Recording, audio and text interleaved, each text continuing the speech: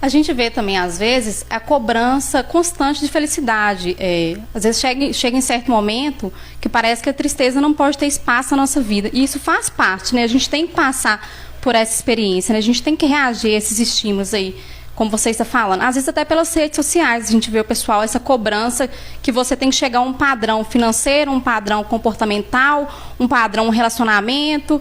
Tudo isso influencia, né, essa cobrança aí. Então, às vezes a pessoa chega ali no nível da vida dela e acha que ela não deu certo porque ela não atendeu esses padrões, ela não chegou nesse padrão ali que a sociedade, né, de certa forma, influenciava. Que foi o que Marisa falou também, né? Está num casamento estável, está num padrão financeiro organizado, a vida, né, parece que está fluindo bem.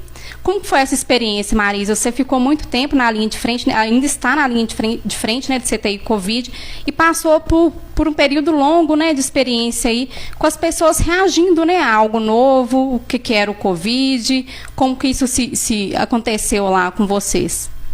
Sim, essa palavra medo, ela fez parte, ainda faz parte do nosso dia a dia. E o medo, ele vem acompanhado de outros sintomas que até fisiológicos, por exemplo, a ansiedade.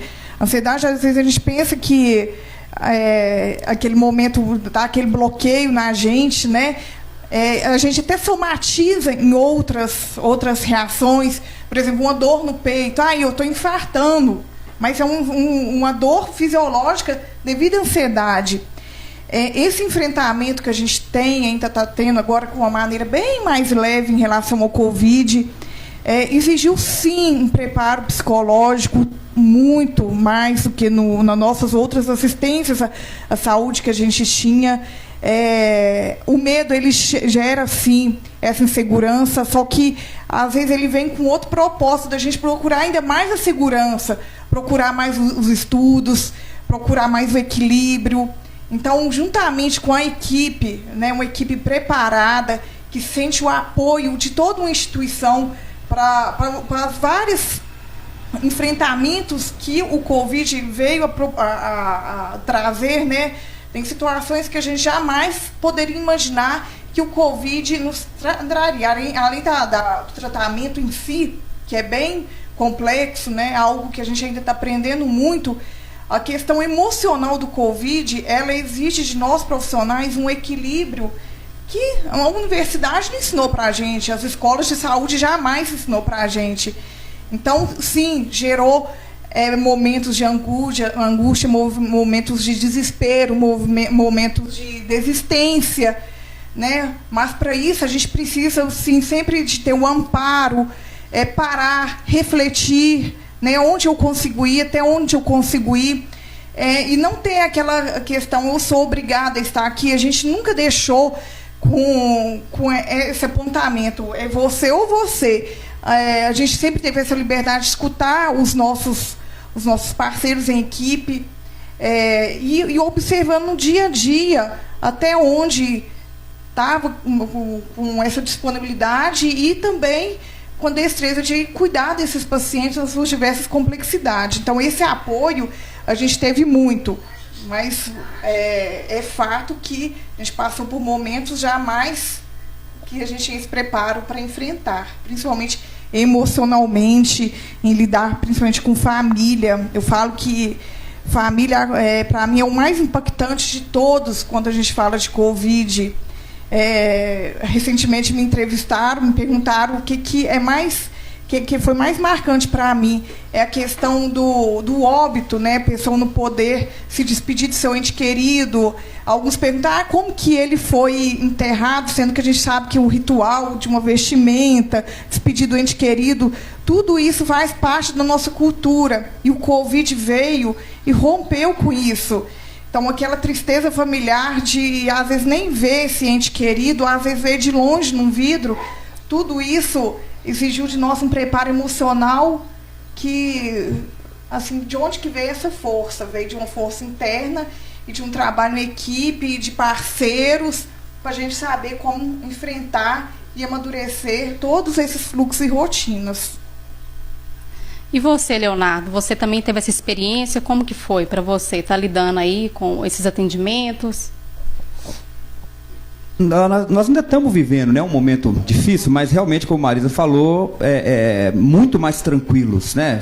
Felizmente, a gente está numa fase adiantada aí de números reduzindo, né, de vacinação adiantada, então isso já nos deixa muito mais tranquilos, mas ainda a gente vê hoje, eu vou começar pelo momento atual, para depois voltar no que você está pedindo em relação a como é que eu vivi isso, porque hoje a gente vive uma situação interessante, complementando o que a Marisa está dizendo, de síndromes pós-Covid, né? A gente tem sido procurado, como neurologista, de pessoas que estão manifestando determinados sintomas depois de Covid leve, né?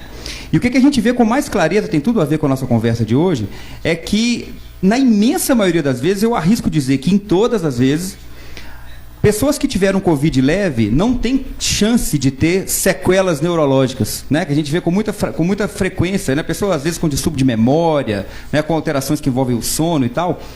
A tendência é a seguinte, a pandemia da ansiedade é anterior à pandemia do coronavírus, né? A gente sabe muito bem disso, o Brasil é campeão mundial em ansiedade. Então, pessoas que já eram extremamente ansiosas se veem imersas nessa realidade que a Marisa acabou de descrever aqui, né? Todo mundo parecendo tóxico, a gente com risco de sair de casa, começa a ter que se distanciar, nem o óbito o momento da morte é respeitado, e a gente começa a ter com isso, então, uma descompensação absurda da própria ansiedade. Então, hoje, a gente vê consequências de pessoas que tiveram Covid, que agora o medo que já era um problema, porque a pessoa já era ansiosa, se tornou realmente algo paralisante, né, e realmente absolutamente difícil de lidar, né? A minha visão, a forma como eu lidei com a evolução da Covid foi assim, eu cheguei a ficar 10 dias sem atender o consultório, né? Porque naquela época que foi mais intenso, que foi tudo sugerido de parar, de fechar, eu optei por fechar para poder entender um pouco do cenário, como é que ia e tal. E a gente começou a perceber que, na verdade, o fato de parar, a gente começou a gerar riscos em cima exatamente do que a Marisa também colocou aqui. As pessoas começavam a não ir no seu consultório e ir para o pronto-socorro com sintomas que achavam que era de Covid, mas eram de descompensações emocionais, da própria ansiedade, né? Ou seja, o atendimento em consultório, ele podia prevenir, evitar que a pessoa procurasse um atendimento de urgência, que era exatamente o lugar que deveria se evitar ir, né? Porque é lá que estava mais concentrada a possibilidade da Covid estar por ali. E com isso foi até o que me motivou, desde o início, a fazer aqueles vídeos que a gente começou a fazer nas redes sociais, porque o alcance acabou sendo muito grande das redes sociais, mais do que sempre foi, né? As pessoas não estavam saindo de casa, não estavam tendo contato praticamente com ninguém, então a forma de lidar com isso era pelas redes sociais. Então eu comecei a ver um aumento muito grande dos casos de ansiedade, com sintomas inclusive muito semelhantes aos sintomas do Covid, e com esses vídeos a gente conseguiu de alguma forma amenizar um pouco desse sofrimento intenso e de reduzir um pouco da busca, inclusive por atendimentos de urgência em locais de maior risco. E assim a gente evita um pouquinho dessas manifestações da ansiedade. Mas realmente, em um momento muito difícil, eu arriscaria dizer que na nossa geração aí que vivenciou isso aí, talvez seja o maior desafio pelo qual nós vamos passar na existência em relação à questão de uma saúde pública, né, mundial, né, esse tipo de situação que aconteceu. Então agora realmente juntar forças para a gente ir reconstruindo as coisas como for possível. Complementando, na história nunca se houve tantas crises de pânico como teve nos últimos 2 anos, né? Então, a pandemia ela foi um gatilho para muitos transtornos que estavam ali quietinhos, porque nada foi tão impactante na vida do sujeito igual a pandemia. Uma ruptura total de laços sociais, familiares. Quantos ficaram sem ver seus entes, né, seus familiares 1, 2, 3 meses? Tem outros que até hoje ainda têm esse medo de se aproximar, né? Então, nada na história teve um número tão representativo de atendimentos em crises de pânico, de primeiro crise psicótica, de depressão grave, de tentativas de autoextermínio, do suicídio, como nesses últimos anos. Foi um gatilho muito intenso que a gente teve com a pandemia mesmo. Então, tudo que estava ali quietinho, aquelas manifestações, veio o Covid e aflorou mesmo. Eu até brinco assim, quem não surtou, não surta mais, porque foi uma condição aterrorizante de medo, pânico, que muitos viveram nos seus diversos níveis de equilíbrio, né? Tem pessoas que até hoje não consegue nem sair de casa, mas cada um tem um enfrentamento de vida diferente. Graças a Deus, todos somos diferentes um do outro. Mas a gente conhecer que é o processo do Covid, igual ele falou, ficou 10 dias sem estar no consultório.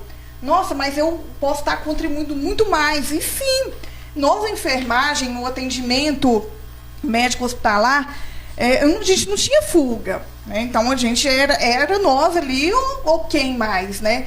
Então essa liberdade de escolher ou não, teve sim essa liberdade de escolher, mas também com esse equilíbrio, para também não levar outra manifestação que possa prejudicar a sua produtividade, né? Essa ruptura social, familiar, afetiva, né? As crianças com as escolas, isso foi tudo muito impactante.